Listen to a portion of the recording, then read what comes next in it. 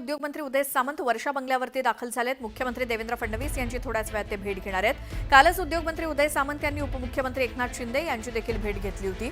शिवसेना आमदार महेंद्र थोरवे आणि राष्ट्रवादी काँग्रेसचे खासदार सुनील तटकरे यांच्यातल्या वादावरती समन्वय साधण्याची जबाबदारी ही उद्योगमंत्री उदय सामंत यांच्यावरती देण्यात आली आहे। त्याच संदर्भातला वृत्तांत आज मुख्यमंत्री देवेंद्र फडणवीस यांना उदय सामंत देणार आहेत अशी माहिती सूत्रांनी दिली।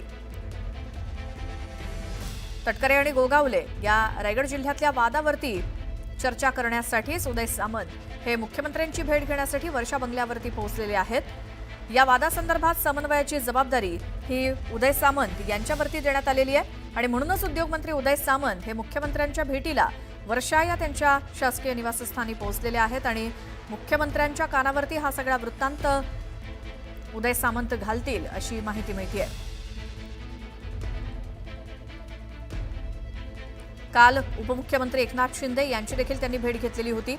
शिवसेना आमदार महेंद्र थोरवे आणि राष्ट्रवादी काँग्रेसचे खासदार सुनील तटकरे यांच्यातल्या वादावर समन्वय साधण्याची जबाबदारी उदय सामंत यांच्यावरती आहे आणि कदाचित याच संदर्भात चर्चा करण्यासाठी ते वर्षावरती आलेत। अधिक माहिती घेऊयात आमचे प्रतिनिधी उदय जाधव यांच्याकडनं। उदय सामंत आलेत वर्षावरती, काय माहिती? उद्योगमंत्री उदय सामंत हे वर्षा निवासस्थानी मुख्यमंत्री देवेंद्र फडणवीस यांची भेट घेण्याकरता पोहोचले असल्याची माहिती मिळते। काही वेळापूर्वी ही भेट झाली असल्याची देखील माहिती मिळते आहे आणि या भेटीमध्ये एकूणच माहितीमध्ये समन्वय ठेवण्यासंदर्भातली महत्त्वाची चर्चा होणार असल्याची माहिती मिळते। 2 दिवसांपूर्वी आपण पाहिलंय की शिवसेनेचे मंत्री भरत गोगावले यांच्या वाढदिवसानिमित्त जो वाद निर्माण झाला होता रायगड जिल्ह्यामध्ये, राष्ट्रवादी काँग्रेसचे नेते आणि खासदार सुनील तटकरे विरुद्ध भरत गोगावले असा जो काही सामना रंगला होता, त्या व्यासपीठावरती रायगड जिल्ह्यातील कर्जत मधले आमदार महेंद्र थोरवे यांनी देखील एक स्फोटक वक्तव्य केलं होतं। त्यामुळे कुठेतरी माहितीमध्येच एकूणच समन्वय नाही का असं एक चिन्ह जे आहे, प्रश्नचिन्ह ते निर्माण झालं होतं। त्याच्यावरती कुठेतरी आता समन्वय साधण्याचा प्रयत्न जो आहे आणि एकूणच जबाबदारी जी आहे उद्योगमंत्री उदय सामंत यांच्यावरती सोपवण्यात आली होती आणि त्यानुसार कालच त्यांनी उपमुख्यमंत्री एकनाथ शिंदे यांची ठाणे येथे निवासस्थानी जाऊन भेट घेतली होती। त्यांच्यासोबत आमदार शिवसेनेचे महेंद्र थोरवे हे देखील होते आणि त्यानंतर हा संपूर्ण जो काही समन्वय साधल्यानंतरचा संपूर्ण वृत्तांत जो आहे तो देण्यासाठीच आता उद्योगमंत्री उदय सामंत हे वर्षा निवासस्थानी पोहोचले असल्याची माहिती मिळते। बरं उदय, धन्यवाद या सगळ्या माहितीसाठी। ही भेट झाल्यानंतर सुद्धा आपण याचे तपशील घेऊयात, अपडेट घेऊयात। मात्र सध्या तटकरे गोगावले वादासंदर्भात सगळा वृत्तांत मुख्यमंत्र्यांना देण्यासाठी उदय सामंत पोहोचलेले आहेत वर्षावरती। बाबत मोठी बातमी आहे। युतीबाबत मी वक्तव्य करणार नाही असं अमित ठाकरे म्हणाले। युतीबाबत 2 भावांनी बोललं पाहिजे असं अमित ठाकरेंचं म्हणणं आहे। युती संदर्भात राज ठाकरे आणि उद्धव ठाकरे चर्चा करतील असं अमित ठाकरे यांनी म्हटलंय।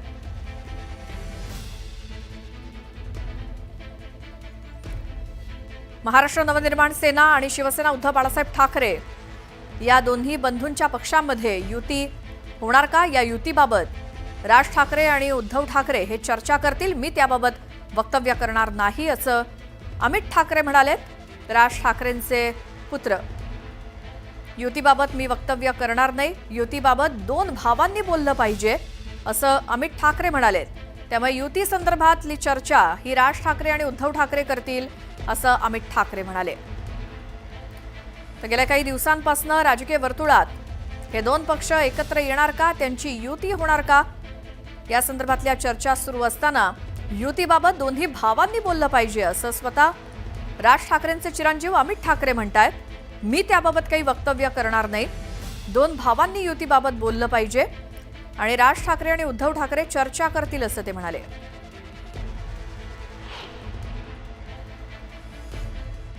माझी भूमिका एवढंच आहे, तुम्ही जे 2 भाऊ बोलताय, मला वाटतं त्या 2 भावांनी बोललं पाहिजे। आम्ही खाली बोलून काही फरक पडणार नाही आहे, मला काही इश्यू नाही 2 भाऊ एकत्र येणार। पण मी 2014-17ला बघितलं आहे, 2014-17 सोडा मी कोविड काळात बघितलं आहे, जिकडे मला वाटतं उद्धवजी मुख्यमंत्री होते। राजसाहेबांनी तेव्हा उद्धवजींना पहिला फोन केलेला की हे भीषण एक आजार आला आहे आपल्यावर, त्याच्यामुळे कुठचंही सरकार असो आपण त्यांची साथ दिली पाहिजे। आणि मी अनेकदा बघितलं हे फोन कॉल, तो मला वाटतं त्यांची इच्छा असेल तर त्यांनी फोन करावा। हे मीडियासमोर बोलून किंवा वर्तमानपत्रात बोलून काही अशा युत्या होत नाही। सगळ्या गोष्टी मीडियासमोर बोलल्या तर कुठे ना कुठे प्रस्ताव जो असतो, जो लेटर असतो, प्रस्ताव असतो, एकमेकाला भेटणं असतं। कारण एकीकडे वक्तव्य राजसाहेबांनी, मला वाटतं त्यांच्याकडे एकमेकांचे नंबर आहेत, ते बोलू शकतात। त्याच्यामुळे मी तुमच्यासमोर येऊन काही होणार नाही आहे। आणि हे जे येतोय ते कशासाठी येतोय तुम्हाला पण माहिती आहे की जे बोलतायत सकाळी उठून ते कोणाला फसवताय तुम्ही? म्हणजे ते दोन भाऊ आहेत ते बोलतील नाही का? यावेळी पुढाकार त्यांनी घ्यावा का मग? यावेळी पुढाकार त्यांनी घ्यावा का मग? कोणीही घ्यावा, मी नाही घेऊ शकत. त्यामुळे सर्वसामान्य कार्यकर्त्यांप्रमाणे राज ठाकरेंचे चिरंजीव अमित ठाकरे यांचं सुद्धा तेच म्हणणं किंवा इच्छा आहे की दोन्ही भावांनी चर्चा करावी. तर याच संदर्भात आपण बोलूयात. आमच्या प्रतिनिधी प्रणाली कापसे आपल्या सोबत आहेत. प्रणाली, अमित ठाकरे यांचं जे वक्तव्य आहे त्या वक्तव्याला बरीच एक पार्श्वभूमी आहे ती आपण लक्षात घेतली पाहिजे की एप्रिल महिन्यातल्या 19 तारखेला जेव्हा राज ठाकरे यांची महेश मांजरेकर यांनी घेतलेली मुलाखत प्रसिद्ध झाली त्या दिवशीपासून या सगळ्या चर्चांना सुरुवात झाली. त्यानंतर प्रसारमाध्यमं असो सगळ्यांनाच या मुद्द्यावर नेमकं कार्यकर्त्यांना काय वाटतं हे आपण जाणून घेण्याचा प्रयत्न केला होता. परंतु पुढच्या काही तासामध्ये मनसे अध्यक्ष राज ठाकरे जे परदेशात होते त्यावेळेला त्यांनी त्यांच्या कार्यकर्त्यांना सांगितलं की याच्यावर तुमच्यापैकी कुणीही बोलायचं नाही, कुणीही यावर आपलं मत प्रदर्शित करू नका. त्यानंतर सातत्यानं रोज संजय राऊत बोलतायत की आघाडी झाली म्हणजे दोघांची युती झाली पाहिजे, होऊ शकते किंवा शक्यता आहे, राजकीय गोष्टी चाचपडल्या जात आहेत. परंतु थेट उद्धव ठाकरे आणि राज ठाकरे यांच्यामध्ये मात्र कुठलाही संवाद झालेला नाही आहे. त्यामुळे कुठेतरी या आजच्या अमित ठाकरे यांच्या वक्तव्यातून हे स्पष्ट दिसतंय की ते म्हणतायत की मी म्हणजे राज ठाकरेंचा मुलगा असून मी सुद्धा यामध्ये काहीही बोलणार नाही. जे काही बोलणं झालं पाहिजे ते या दोन भावांमध्ये झालं पाहिजे. थोडक्यात म्हणजे काय, जर राज ठाकरेंच्या बाजूनं त्यांचा मुलगा सुद्धा कुठली भूमिका मांडत नाहीये तर उद्धव ठाकरे यांच्या बाजूनं सुद्धा इतर कुणीही त्यांचं काय म्हणणं आहे ते मांडू नये. दोन्ही भावांनी एकमेकांचे फोन नंबर एकमेकांकडे एरवी एकमेकांशी त्यांचा संवाद असतो तर तसाच संवाद युतीच्या बाबतीमध्ये करायचे नाही करायचे आहे याच्या बाबतीमध्ये संवाद सुद्धा या दोन भावांनीच केला पाहिजे. इतर कोण म्हणजे मी स्वतः जर बोलणार नसेल, थोडक्यात अमित ठाकरेंचं असं म्हणणं आहे की मी जर बोलत नसेल तर इतर कोणीही म्हणजे उद्धव ठाकरेंच्या बाजूनीही इतर कोणी बोलू नये. बोलायचं असेल तर ते उद्धव ठाकरे आणि राज ठाकरे यांनी एकमेकांशी बोलावं आणि त्यानंतरच ही चर्चा जी आहे ती पुढे जाऊ शकेल. आणि पुढाकार कोणी घ्यावा याबाबत सुद्धा आपण बघितलं की अमित ठाकरे यांचं स्पष्ट म्हणणं आहे की ते दोन भाऊ ठरवतील. आता पहिल्या ॲपमध्ये महानगरपालिकेच्या निवडणुकीची गाडी निघून जाते का हे बघावं लागेल. परंतु अमित ठाकरे यांच्या आजच्या या वक्तव्याला आपण अशाच पद्धतीनं घेतलं पाहिजे की दोन्ही भावांनी एकमेकांशी संवाद साधावा. दोघांच्या वतीनं इतर कुणीही हा संवाद साधण्याचा प्रयत्न करू नये किंवा इतर कुणीही युतीबद्दल वक्तव्य करू नये असंच थोडक्यात अमित ठाकरे यांचं म्हणणं आहे. परंतु त्यामुळं आता ही चर्चा केवळ दोन भावांमध्ये होणं अपेक्षित आहे हे कुठेतरी अधोरेखित होताना आपल्याला बघायला मिळतंय. बरोबर आहे. मात्र तसं प्रत्यक्षात घडेल का? हे दोन्ही नेते एकमेकांशी बोलतील का?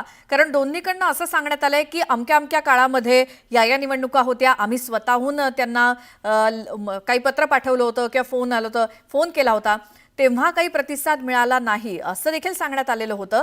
त्यामुळे तो प्रयत्न या आधी सुद्धा करून झालेला आहे. मात्र तो प्रयत्न पुन्हा करण्यासाठी कोण पहिलं पाऊल टाकणार? जसं तुम्ही म्हणालात पहिल्या ॲपमध्ये हे सगळं अडकायला नको.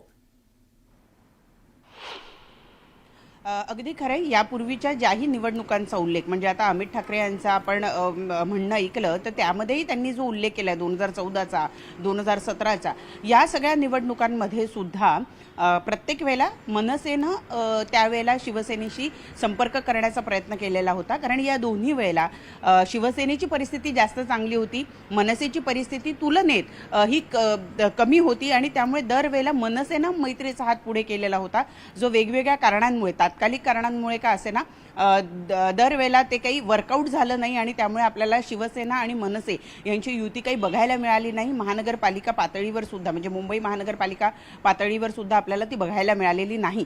त्यामुळे आता ते घडतंय का हे बघणं खरंच खूप महत्त्वाचं राहणार आहे. कारण आत्ताची परिस्थिती वेगळी आहे. आत्ताच्या शिवसेनेची परिस्थिती आणि मनसेची परिस्थिती या दोन्ही गोष्टी लक्षात घेता दोन्ही भावांनी एकमेकांशी संवाद साधणं गरजेचं आहे जर त्यांना युती करायची असेल तर. नाही तर त्यांच्या वतीनं इतर कुणी बोलू नये असं या ठिकाणी स्पष्ट म्हटलेलं आहे. कारण अनेक वेळेला ही जी आजूबाजूची माणसं असतात ही आजूबाजूची माणसं त्यांची जी मतं असतात ती मतं त्यामध्ये लादण्याचा प्रयत्न करतात किंवा त्यांना जे काही वाटतं त्याचा इन्फ्लुएन्स करण्याचा प्रयत्न करतात. असा अनुभव मनसेला यापूर्वी आलेला असल्यामुळं यावेळेला मनसेची भूमिका आहे जर बोलायचं असेल तर थेट उद्धव ठाकरे आणि राज ठाकरे यांनी बोलावं, दोघांच्या वतीनं इतर कोणी बोलू नये, जो संवाद व्हायचा आहे तो दोन भावांमध्ये व्हावा, तिसऱ्या कुणी त्याच्यामध्ये लुडबुड करू नये, हेच सांगण्याचा प्रयत्न अमित ठाकरे यांच्या या वक्तव्यातून आपण काढायला हवा. बिलकुल.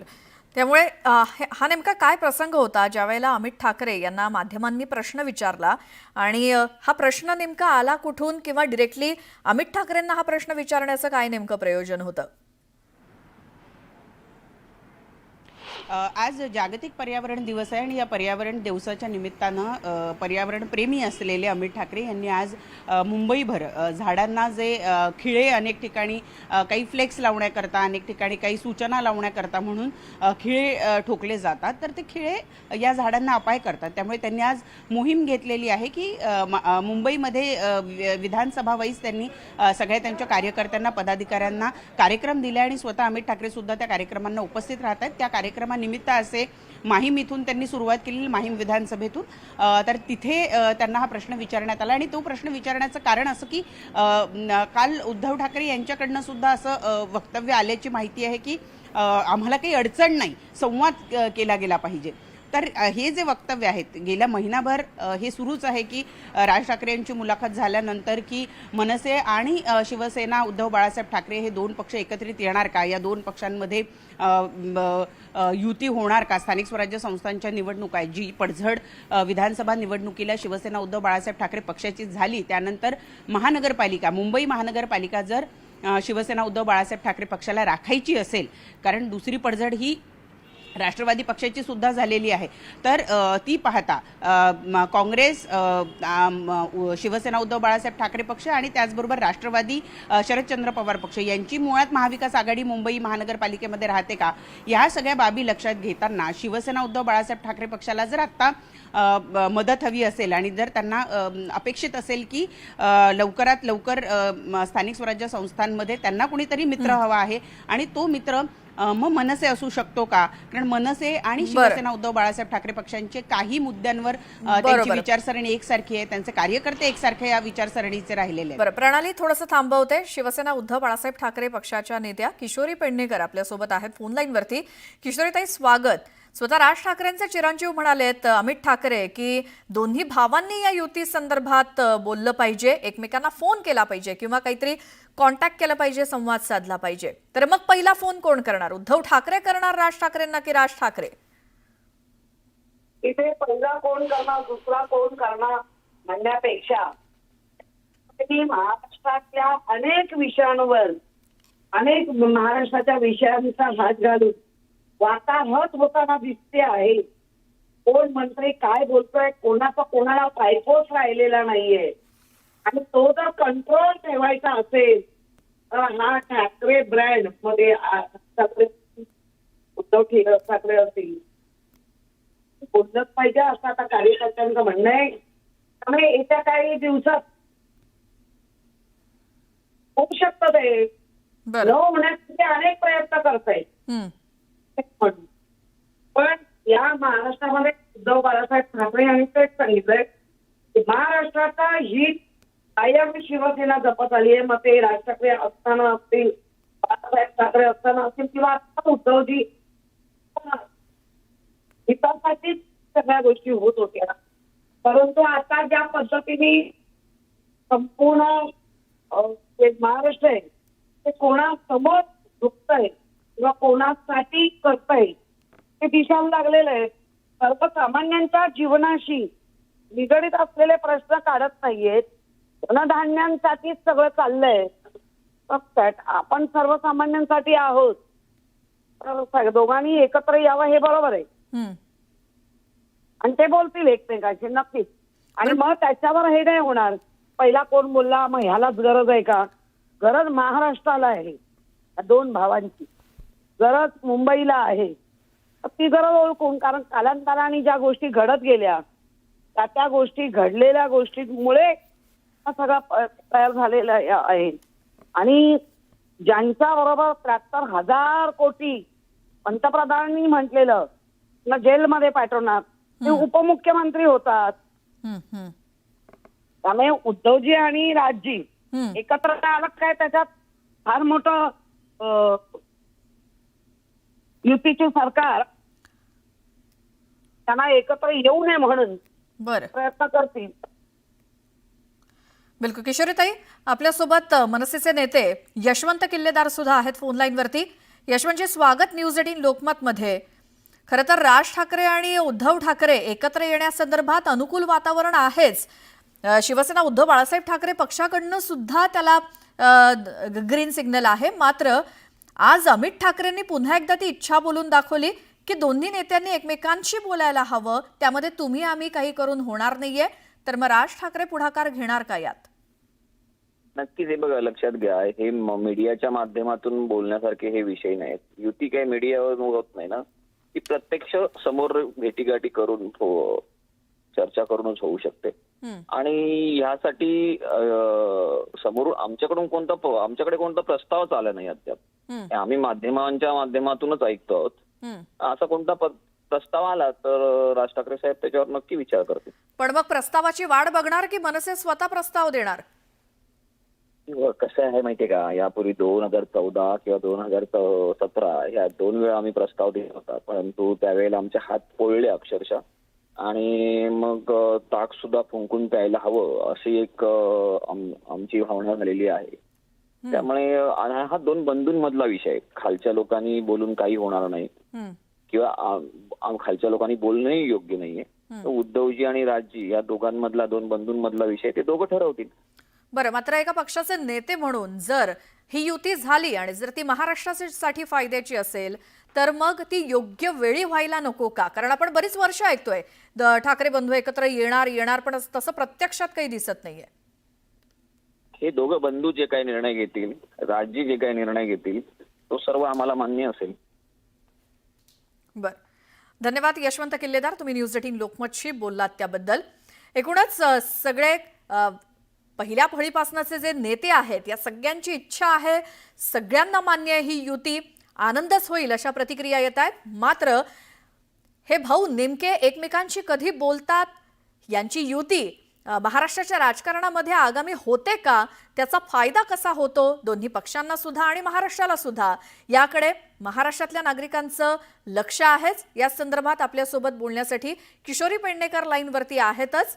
किशोरीताई, जसं तुम्ही म्हणताय तसं यशवंत किल्लेदार यांचं देखील म्हणणं आहे की आम्हाला मान्य आहे जे कोणी आमचे नेते जे काही निर्णय घेतील ते, मात्र तो आपसातला त्यांचा विषय आहे, त्यामुळे आम्ही बोलणं योग्य नाही, अशा प्रकारच्या प्रतिक्रिया या संदर्भात येत आहेत. किशोरीताई, संपर्क तुटलेला आहे, मात्र या दोन्ही पक्षातल्या नेत्यांच्या प्रतिक्रिया आपण घेतल्या, त्यामुळे आम्ही बोलून काही उपयोग होणार नाही. तर या 2 भावांनी, या दोन्ही पक्षाच्या नेत्यांनी समोर येऊन एकमेकांशी चर्चा करायला हवी. अगदी खुद्द राज ठाकरेंचे पुत्र सुद्धा तेच म्हणतायत, अमित ठाकरे, की आम्ही बोलून काही फायदा नाही, तर त्या दोघांनी एकमेकांशी बोलायला हवं.